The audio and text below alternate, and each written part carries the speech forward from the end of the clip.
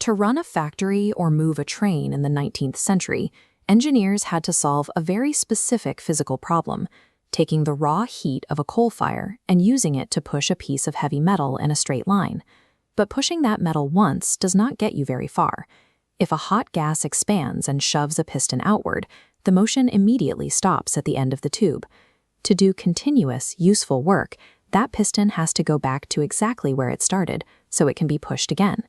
This mechanical repetition, the piston rising, falling, and resetting perfectly to the top of its stroke, is the strict requirement for generating continuous motion.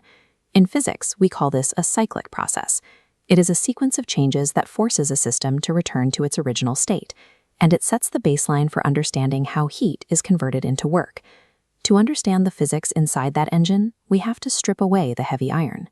We are left with a trapped volume of gas going through a sequence of expansions and compressions, trading heat and exerting pressure. This PV diagram maps the gas's state. Vertical is pressure, horizontal is volume. This bright dot represents initial coordinates. As it heats, cools, and expands, its state shifts along a path.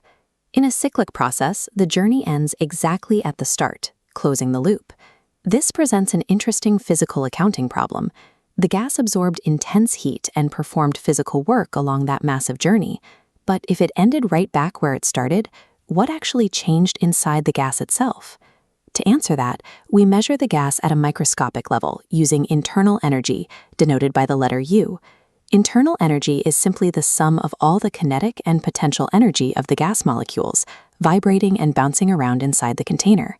Internal energy follows a strict rule. It is a macroscopic state variable. That means its value is dictated entirely by the system's current pressure, volume, and temperature. A state variable has absolute amnesia. It only registers the coordinates you are sitting on right now. It does not matter if the gas was boiled, compressed, or slowly cooled to arrive at this point on the map. The internal energy at these exact coordinates will always be exactly the same. Because our engine operates in a closed loop, the gas is physically forced back to its original pressure and volume. And because those coordinates are identical, the internal energy of the gas must return to its exact original value. Not all variables have amnesia. The internal energy is fixed to the coordinates, but the heat supplied to the system, called Q, and the work done by the system, W, are path-dependent. If you look at the chart, the work done by the gas is not a single point. It is the physical labor exerted over the whole cycle, which translates mathematically to the entire area enclosed inside this loop. Heat operates the same way. The total thermal energy absorbed and released fluctuates entirely depending on the exact sequence of heating and cooling stages the gas travels through.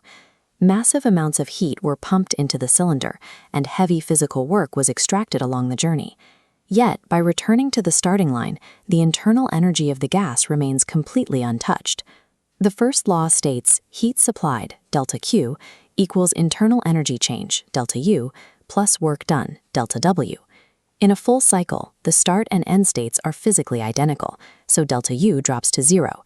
The equation collapses, delta Q equals delta W. In plain English, this equation proves that during a complete cycle, all of the net heat absorbed by the machine is converted entirely into net work done on the outside world. If the internal energy did not zero out, if the gas retained even a fraction of that thermal energy after every single stroke, the engine's temperature would infinitely compound until the metal melted. Every time a 19th century steam train turned its wheels, or a modern jet turbine rotates, it executes this exact mathematical loop. By forcing the system back to its starting conditions, a cyclic process creates a physical loophole. It allows us to continuously feed fire into a machine and extract forward momentum, stroke after mechanical stroke, without permanently altering the machine itself.